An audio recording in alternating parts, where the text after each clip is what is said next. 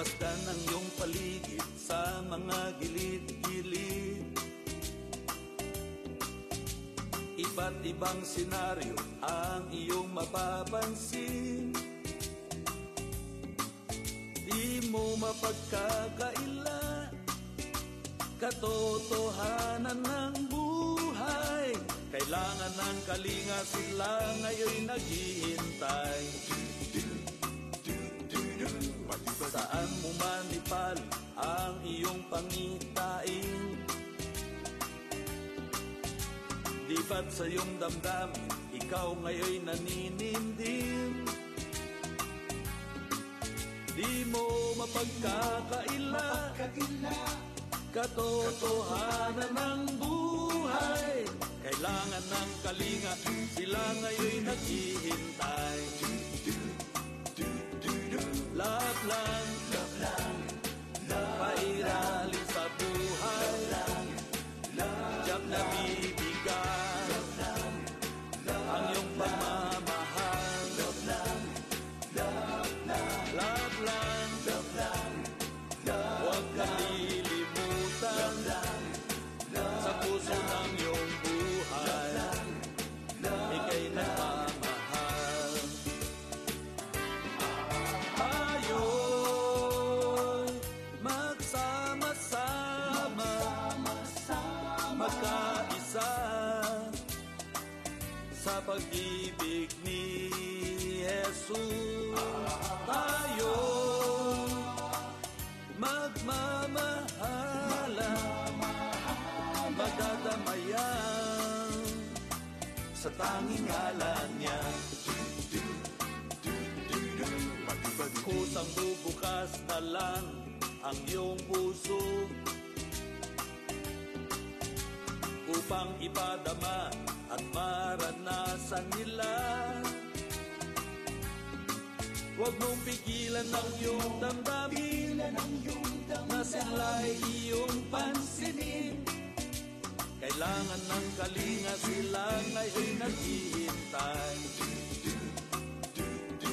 Love lang, pairalin sa buhay. Diyak na ibigay ang iyong pagmamahal. Love lang, huwag kalilimutan sa puso ng iyong buhay. Ika'y nagmamahal. Tayo'y magsama-sama, magkaisa sa pag-ibig ni Jesus. Tayo magmamahalan, magdadamayan sa tanging ngalan niya.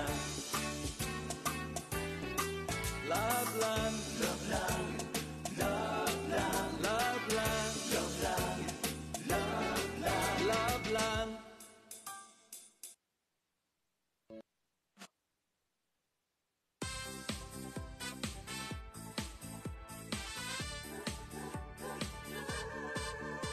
Kay init ng panahon, ngunit parang ika'y nanlalamig sa tindi ng iyong iniisip. Mukha mo'y balisa, wala kang magawa. Sabay mong natutuyo ang lupa. Ganon ngang mabuhay sa mundo, laging di mo alam ang dulo. Malayo ang tingin, wala namang tinatanaw. Malalim ang iniisip, wala namang maisip. Tulog ka ba o gising, maging ito'y di mo pansin. Pagkat alam mong ika'y walang-wala. Ganon ngang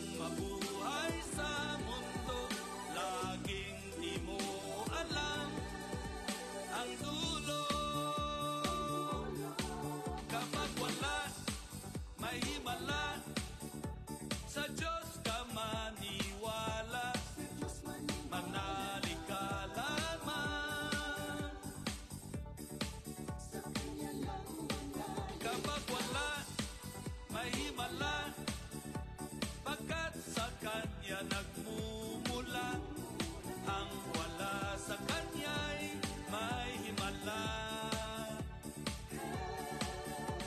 Ngayong nalaman mo na, ikaw pala may Diyos na di papaya. Kaya niyang gumawa mula sa wala. Pangako niya sa'yo, tutuparin, huwag mabalisa. Siyang makapangyarihang sadya. Napakasarap mabuhay dito sa mundo kasama si Jesus. Kapag wala, may himala, sa Diyos ka maniwala, manalig ka lamang. Kapag wala, may himala, pagkat sa Kanya nagmumula, ang wala sa Kanya'y may himala. Mula sa wala, may himala. Mula sa wala, may himala. Kapag wala, may himala, sa Diyos ka maniwala, manalig ka lamang. Kapag wala, may himala, pagkat sa Kanya nagmumula, ang wala sa Kanya'y may himala. Ang wala sa Kanya'y may himala.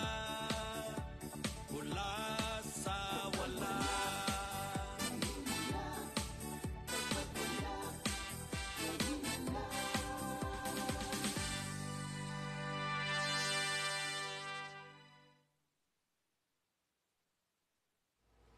Praise the Lord, isang magandang buhay at araw sa inyong lahat.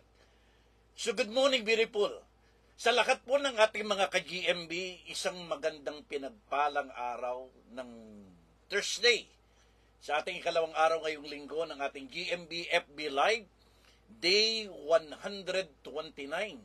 At welcome po sa ating Super Rich God, the Voice of God, ng ating Bishop Carding at ng ating Bishop Tony Mariohay. Basahin po natin yung ating teksto na tinatalakay ngayong linggong ito. Proverbs chapter 29, verse 2. Ito po'y sinulat ni Haring Solomon.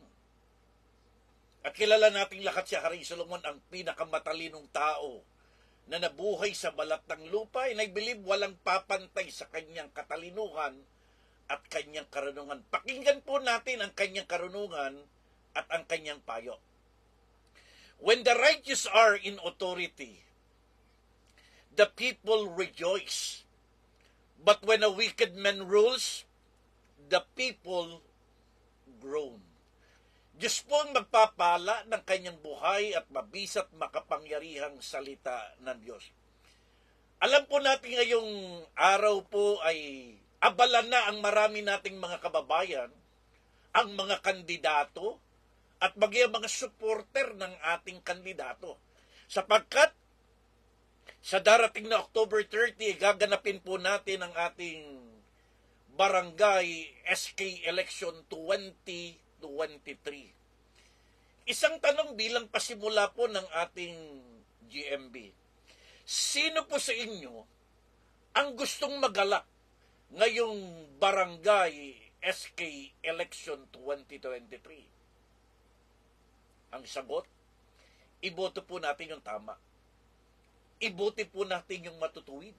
Sapagkat ang sabi ng Bible, kapag ang ating iniluklok sa pamunuan ay mga taong matuwid, ang tao'y magagalak.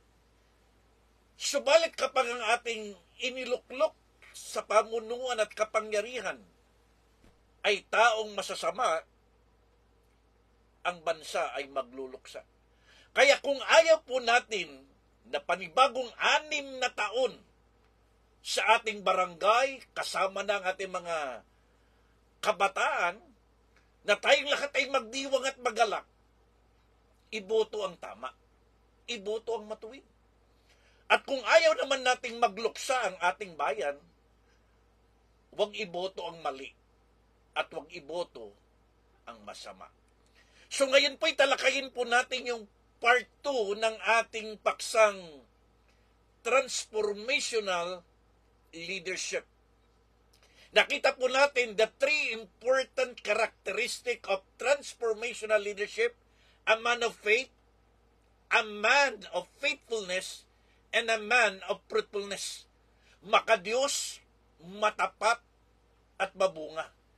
Last Tuesday, tinalakay po natin yung first part ng ating transformational leadership, a man of faith. Nakita po natin yung 4 na katangian. Number 1, saved, separated, spiritual, and sensible. Ngayong umagang ito, talakayin po natin yung part 2 ng isang transformational leadership, a man of faith, part 2. His words, his walk, and his works. So bago po tayo magpasimula, ay magkaroon na po tayo kagad ng ating declaration. Isulat po natin sa ating mga comment section, I am blessed to be a blessing. Kung ikaw ay nananampalataya at naniniwala na sa iyong panonood, sa iyong pakikinig, ikaw ay pagpapalain at magiging daluyan ng pagpapala ng salita ng Diyos, ideklara po natin yan. I am blessed to be a blessing. Isulat po natin sa ating comment section, I am blessed to be a blessing. And if you want to become a channel of blessing, ishare po natin ito sa ating mga kapamilya, kamag-anak, mahal sa buhay, kaibigan, kabarkada, lalo na po yung mga kakilala natin na OFW, kamag-anak natin, mga nagtatrabaho sa ibang bansa, na alam nating dumadaan ng matinding kalungkutan, matitinding hirap at sakripisyo. I-share po natin ang salita ng Diyos upang tayo ay maging daluyan ng pagpapala at sila'y mapagpala. So simulan po natin ang ating pag-aaral sa ating Man of Faith part 2. Anong sabi po ng Ephesians 4:29? Let no corrupt words proceed out from your mouth, but what is good for necessary edification, that it may impart grace to the hearer. Sa Tagalog, huwag kayong magsasalita ng masama, kundi iyong makakabuti at angkop sa sitwasyon para maging kapaki-pakinabang sa mga nakikinig sa atin. Diyos po magpapala ng kanyang buhay, mabisat makapangyarihang salita ngayong umagang ito sa ating Bible devotion. So ngayong umaga, ihanda po natin ang ating mga sarili sa part 2 ng isang transformational leadership, a man of faith when it comes to His Word. Sa isang tumatakbong kandidato, sa isang tumatakbo sa pamunuan ng ating barangay at ng ating SK, mga kabataan, as a man and woman of faith, mahalaga po nating makita, marinig at mapag-aralan ang bawat salita na lumalabas sa kanyang mga labi. Kaya ngayon tingnan po natin, what are the right words na dapat nating makita, marinig sa isang kandidato na nangangarap na pamunuan ng ating barangay, maging ang ating mga kabataan. Pakisulat po ninyo ito. His words, number 1, it must be an edifying word. Number 2, it must be an eliminating word.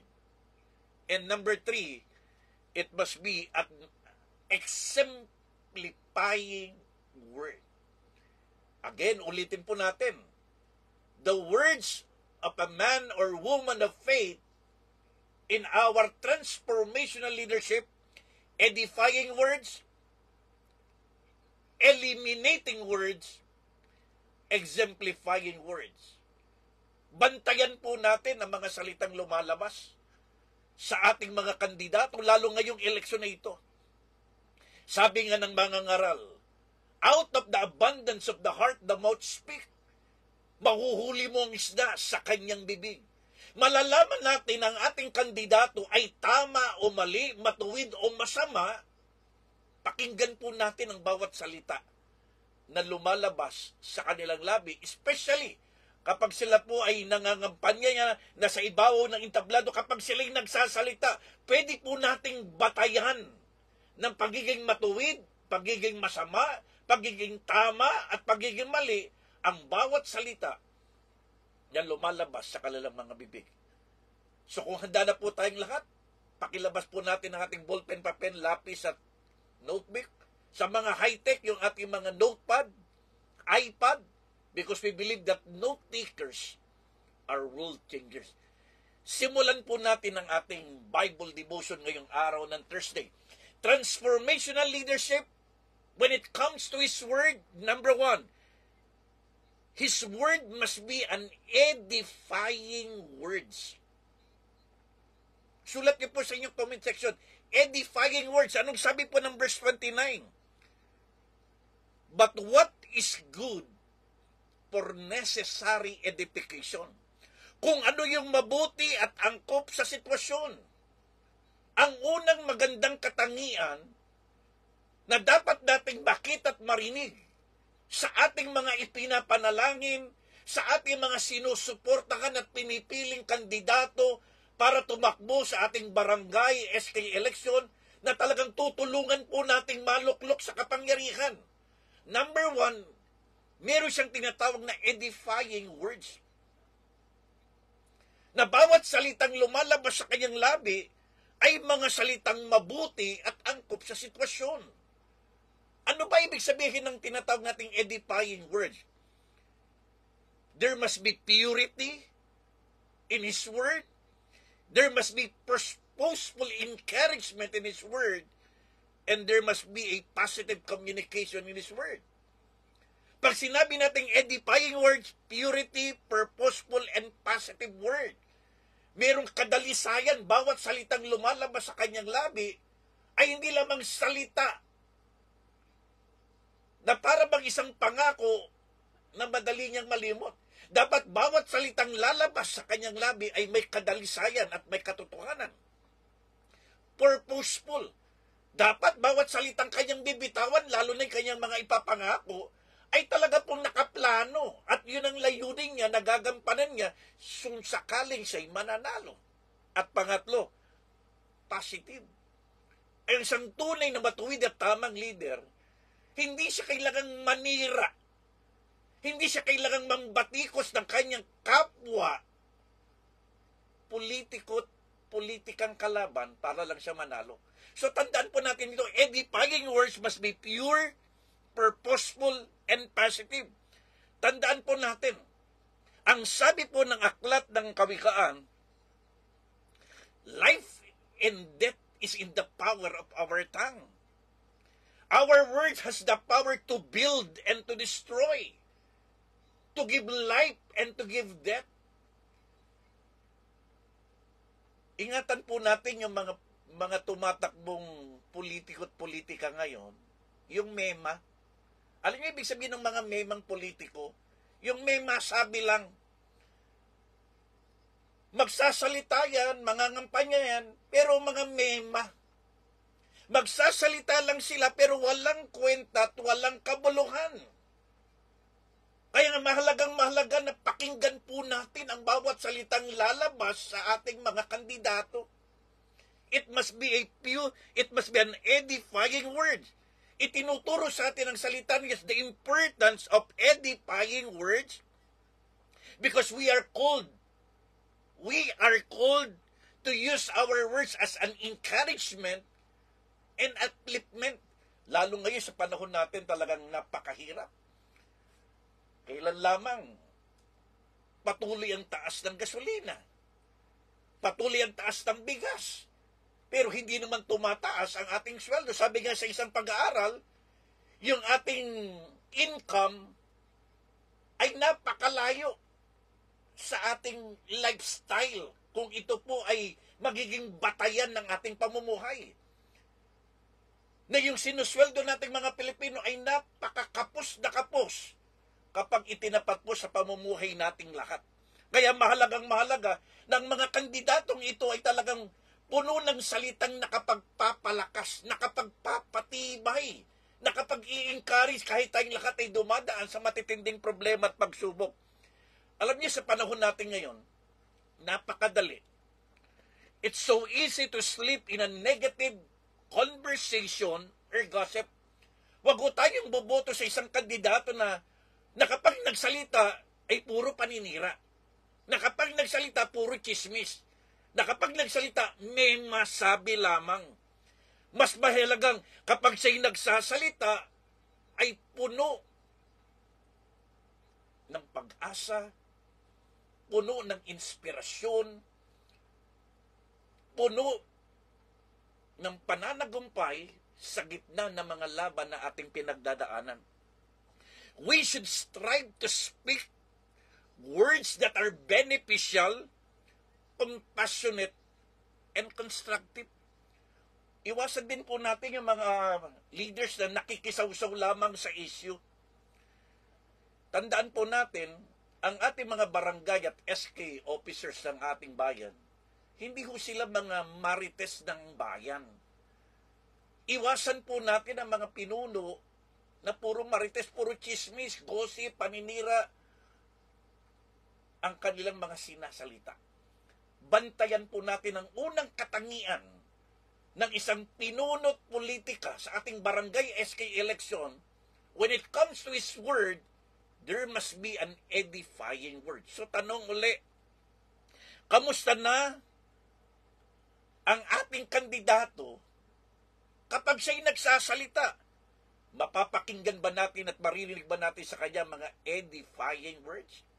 Words that are pure, purposeful, and positive. Number 2. Anong sabi po ulit ng verse 29 ng Ephesians chapter 4? Let no corrupt words proceed out from your mouth. Huwag kayong magsasalita ng masasama. Ang pangalawang katangian ng isang kandidatong tama, matuwid, na talagang ipapanalangin, iboboto, tutulungan po natin. Number 2, there must be an eliminating words. Sulat niyo po yan. Eliminating words. Anong ibig sabihin ng eliminating words? No harmful, unwholesome, foul, abusive, profane, worthless, and vulgar words when it comes to his leadership. Kaya tulad ng sinasabi ko sa inyo kanina, out of the abundance of the heart, the mouth speak. Malalaman mo ang isang kandidato, isang politiko, kung siya'y matuwid o masama, tama o mali, kapag siya'y nagsalita. So, hindi lamang edifying words ang hinahanap natin sa kanya. Pangalawa, eliminating words. Hindi natin dapat marinig sa kanya ang mga salitang masasama. Anong sabi ng Proverbs 18:21? Sabi ni Haring David, the tongue has the power of life and death. Napakamakapangyarihan ng ating salita. Dahil ang salita natin ay nagtataglay ng kapangyarihan ng buhay at ng kamatayan. Anong sabi ni Apostol Pablo? Let all bitterness, wrath, anger, clamor, and evil speaking be put away from you with all malice. Ito'y tinatawag natin mga eliminated words. Dapat ito'y hindi natin naririnig na sinasalita ng isang tunay na kandidato. Ano-ano yung mga salita ngayon? Bitterness. Kapag nagsasalita bang ating kandidato punong-puno ng galit at sama ng loob? Wrath. Punong-puno ba siya ng puot? Anger. Puno ba siya ng galit kapag nagsasalita? Clamor. Pag sabay nagsasalita, lagi siya naghahamon na lang ng away. Evil speaking.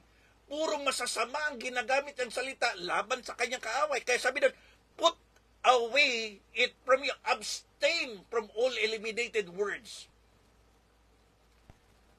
Kasi nga, kung anong laman ng puso, yun ang lumalabas sa labi. Kaya kung ating mga kandidato ay puro masasamang salita ang lumalabas sa kanya para lang sa manalo, isip-isip po tayo. Dahil ang mga lumalabas na puro masasamang salita sa kanyang labi, laman ng kanyang puso yun. Tandaan po natin ito.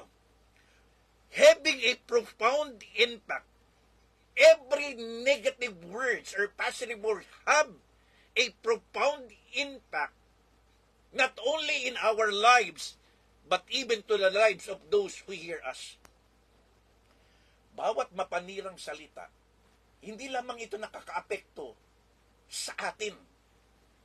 Nakakaapekto din po ito sa mga nakikinig sa atin. Di ba aklat ng Genesis? Words are not only for communication. Words are for creation. Kaya nga sabi natin, there is life and death. Kaya nga ang ating bansa ay hindi na po umaangat ng umaangat, kahit napakayaman natin. Bakit? Kasi marami sa ating mga kababayan, hindi naman lahat, pero marami, walang ginawa kundi siraan, husgahan, pulaan, laitin ang ating bayan. There's power in our words. Kaya yung mga kandidato natin, kapag salita na puro paninira sa kapwa kandidato, puro paninira sa mga namumuno, puro paninira sa ating kapwa nating kapwa Pilipino, delikado po yan. Reminding us that our tongue can bring either life or death, blessing or curse. Kaya paalala, bantayan nating maigi ang mga salitang lumalabas sa ating mga kandidato. Engaging not in unwholesome talk, sowing the seeds of negativity, harm, and death. Kaya kapag nakarinig tayo ng isang kandidato natin sa barangay, ang mga kabataan, na ang paraan ng kanyang pagkapanalo ay paninira ng kanyang kapwa kandidato, puro na lang pambabatikos sa ating barangay, pambabatikos sa ating bayan, pambabatikos sa ating pamunuan, ingat po tayo. Kasi ang ganyang klase ng leadership ay hindi magdadala ng pagpapala kundi sumpa sa ating bayan. Example, kapag narinig mo siyang magsalita, ang mga salita bang lumalabas sa kanyang labi ay mga salitang nagbibigay papuri sa Diyos? O nagdadala ng kahihiyan at kalapastanganan sa Diyos? Mga salitang puno ng kabastusan, kasinungalingan, panghuhusga, panlalait, paninira at pambabatikos. So the second characteristic of a transformational leadership when it comes to His Word, eliminating words. So kamusta na uli ang salita ng ating mga kandidato? Meron ba siyang tinatawag na eliminating words? No harmful, unwholesome, no foul, abusive, profane, and worthless, vulgar kinds of words. Alam niyo, manood kayo ng Senate hearing, Congress hearing. Makikita niyo yung mga senador at congressman na nakakalungkot. Live po yun. Pinapanood sila, hindi lang ng kanilang mga kapamilya, kundi ng buong bansa at ng buong mundo. At mapapakinggan po natin ang mga ganong klaseng salita na nakakahiya. Kaya minsan sabi nga ng isang commentator, ang ating pong Senado at Kongreso, nawala na yung dignity. Kasi bakit? Pag nagsalita kasi, punong-puno ng mga vulgar, profane, foul, unwholesome kind of words. At yan po ang babantayan natin, na wag na pong maulit na, makaupuli sa katungkulan at kapangyarihan ang mga politiko't politika na puro nega ang mga salita. The third and final. So tandaan po natin, edifying words. Eliminating words. And number 3, exemplifying words. Basahin uli natin ang verse 29. That they may impart grace to the hearers. May pakinabang sa mga nakikinig. Anong sabi po ng Colossians 4:6? Let your word always be seasoned with grace, seasoned with salt, so that you may know how to answer everyone. Ito yung pangatlo at pinakamahalagang katangian ng isang tunay, tama at matuwid na kandidato pagdating sa kanyang pananalita. Hindi lamang edifying ang kanyang salita, hindi lamang eliminating ang kasakalta. Pangatlo, exemplifying ang kanyang pananalita. Ano ibig sabihin ng exemplifying? A Christ-like communicator.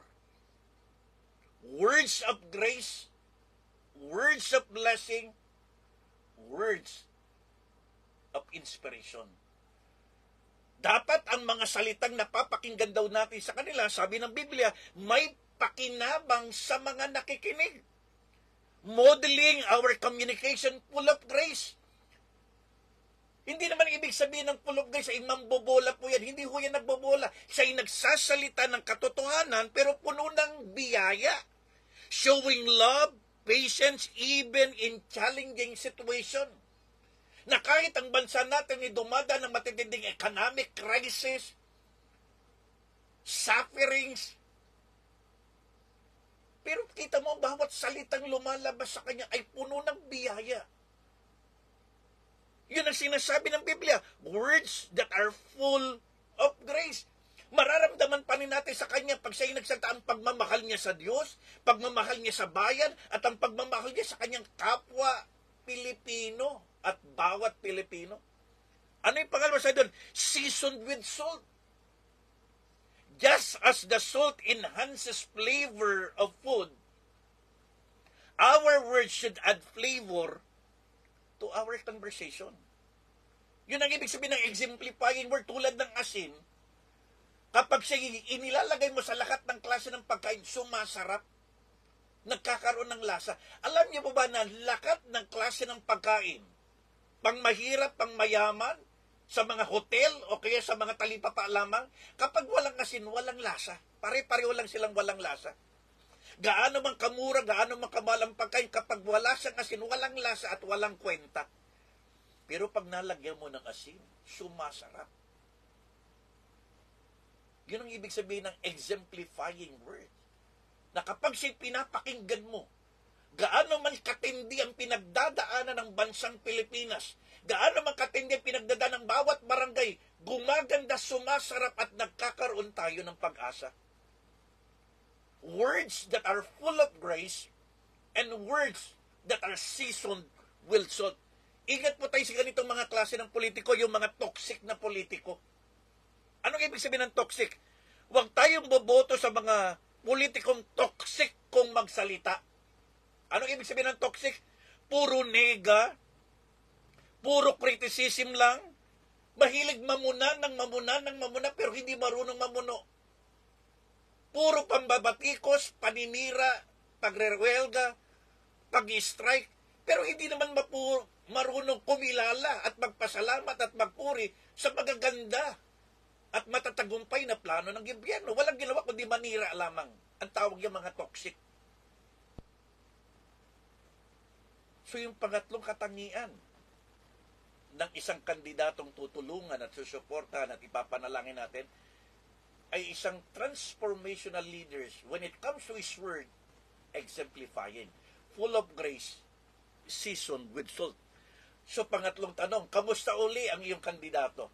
Meron ba siyang exemplifying words? Na kapag siya'y nagsasalita, puno ng biyaya, nagkakaroon ng pakinabang sa kanyang mga tagapakinig, at nagkakaroon ng pag-asa ang mga taong nawawalan ng pag-asa. Hindi lang siya magaling manira, magaling din siyang bumuo. Hindi lamang siya magaling pumuna, marunong ding pumuno.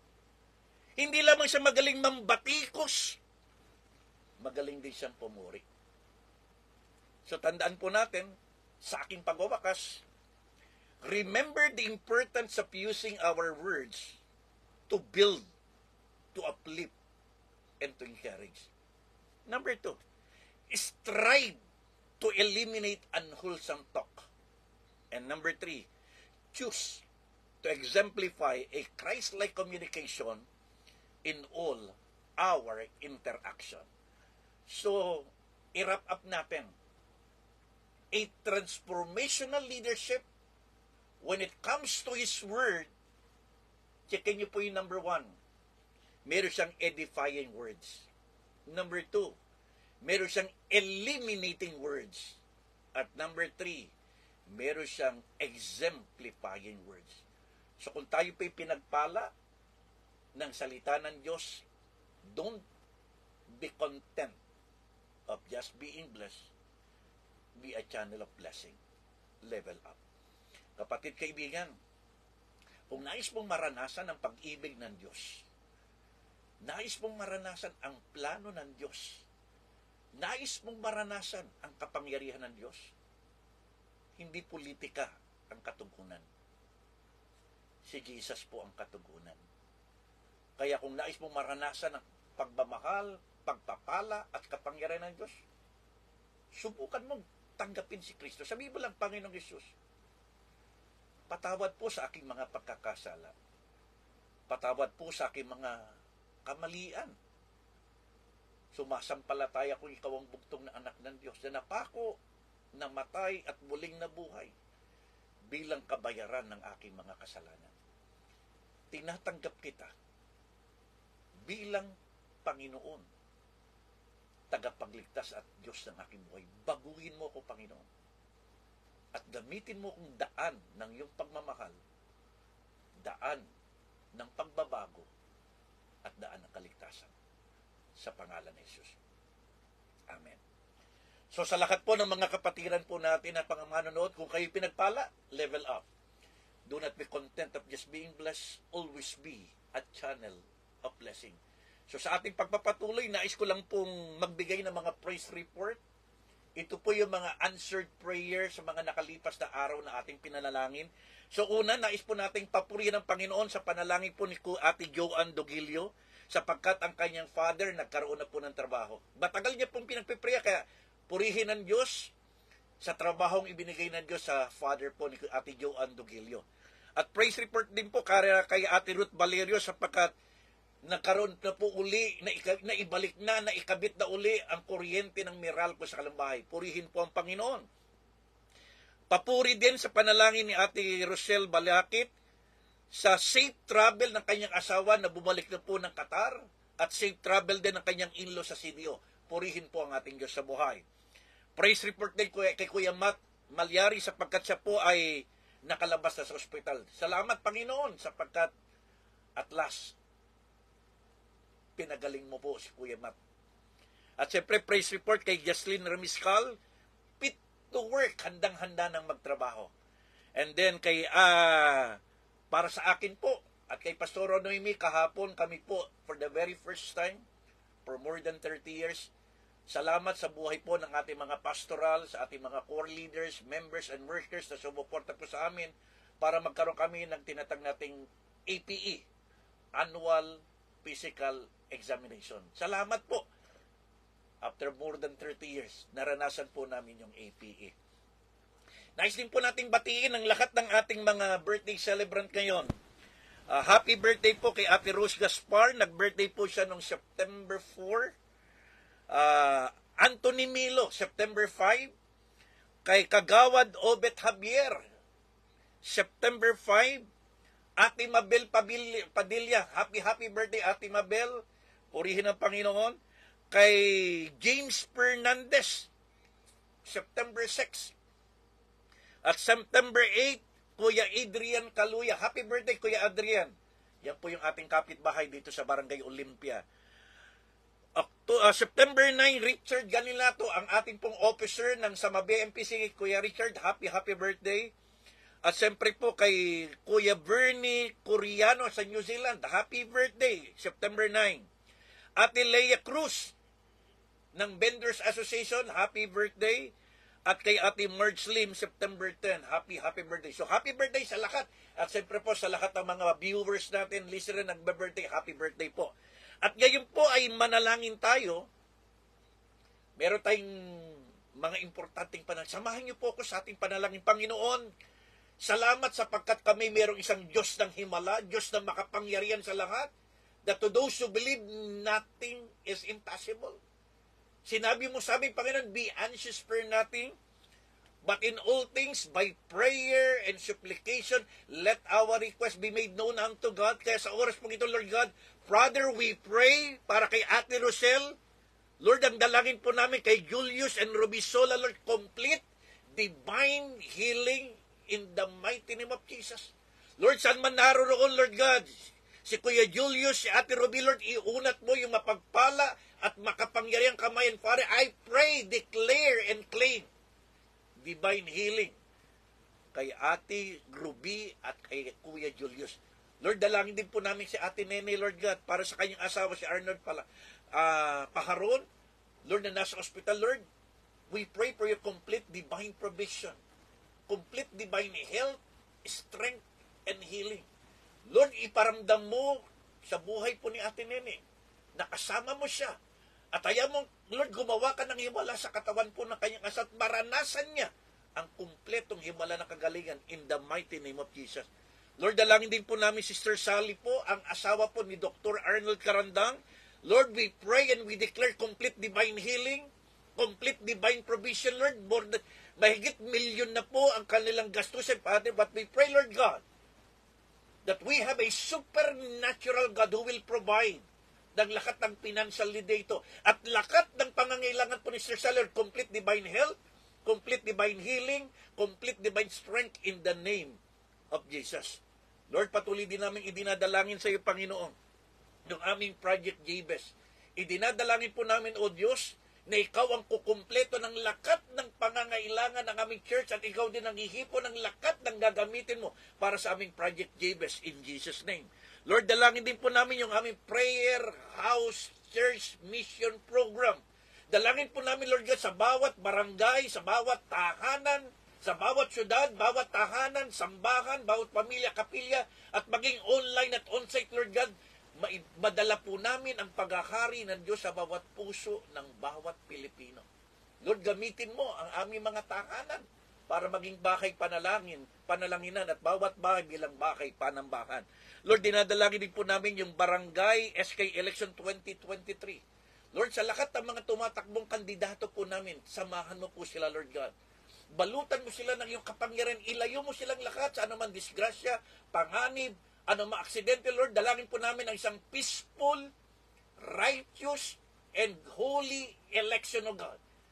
Alisin mo lakat ng bangayan, alisin mo lakat ng siraan, at Lord, alisin mo lakat, Lord God, ng patayan. Maging mapayapa at maging maayos po ang aming Barangay SK election ngayon. Lord, samahan mo rin kami mga bumuboto na iboboto po namin yung tama't matuwid, hindi yung mali at masama, sa pangalan ni Jesus. Lord, dalangin din po namin si Kuya Freddy, O God. Lord, dinadalangin po namin sa kanya, Lord God, yung Isaiah, that no weapon forms against him shall prosper, and every word that rises against him, you will condemn. You will refute and put them to silence. Lord, lakat po ng paninira, lakat po ng panggugulo, all the wiles of the devil sa buhay po ni Kuya Freddy, Lord, tinatalian po namin at kinakalagan namin ang kapangyarihan mo na sasamahan mo siya, Panginoon. Pagtatagumpayin mo siya sa lahat ng kanyang laban. Ama, maraming salamat po. Muli sa iyo ang aming papuri, parangal, pagsamba, pagdakila sa pangalan ni Jesus. Purihin po ang ating Diyos sa buhay. At bago po ako magwakas, nais ko pong i-shout out ang lahat ng ating mga kaibigan at kapatid, yung first 12 na ating mga live viewers. So, nais po natin i-shout out Ate Delia Kapati, sa Kapati pa, Ate Delia, maraming salamat sa patuloy at matapat na pagsuporta mo sa ating GMB. Ate Malu Enciso, maraming salamat po. Kuya Ronnie Belus, Kuya Ronnie, maraming salamat and God bless you more. Ate Susan Reyes, bagamat siya po'y nagkakaroon ng karamdaman, Ama, sa pangalan ni Jesus, dalangin ko po, Lord, iunat mo yung mapagpalat, makapangyariang kamay, at anuman po yung sakit karamdaman na dumadaloy sa katawan po ni Ate Susan Reyes, in Jesus' name, we bind it and we declare complete healing in Jesus' name. Salamat, Lord, sa buhay po ni Ate Susan. Lord, salamat din kay Renz at kay Christine sa patuloy nilang panonood at pag-support at patuloy na pag-share ng aming programa. Salamat din kay Ate Rosemary, Lord, ng ng Montalban Rizal. Patuloy mong pagpalain si Ate Rose kasama ng kanyang anak at kanyang paglilingkod, pagmiministeryo. Ate Rosel Balakit, maraming salamat Ate Rosel. Ate Joni Kapati, maraming pong salamat. Nanay Loling Ibasco, marami pong salamat. Ate Helen David, maraming salamat. God bless you more. Kasama na si Stephen, maraming salamat. Si Ate Menchi, maraming salamat sa Atangke family. At kay Pastora Noemi, salamat po sa aking asawa. At siyempre po kay Ate Amalia Andaya, na patuloy pong nanonood yan. Maraming salamat po sa inyo lahat. So muli po, ito ang iyong kaibigan. Ito po ang iyong lingkod. Bishop Efren Nadadong nagsasabing, life without Jesus is a hopeless end. But life with Jesus is an endless hope. Without God, life is a dead end. Kaya napakahalaga, nagkakaroon lang ng value ang buhay natin kapag si Kristo'y nagahari sa puso natin. Tandaan po natin, don't stop when you are tired. Stop when you are done. Huwag tayong mapapagod o huwag tayong susuko kahit pagod na tayo sa ating paglilingkod. Because our work in the Lord will never be in vain. So again, always aspire to inspire before we expire. Maraming salamat po sa inyong lahat. God bless you all. Good morning, beautiful. Shalom. Shalom.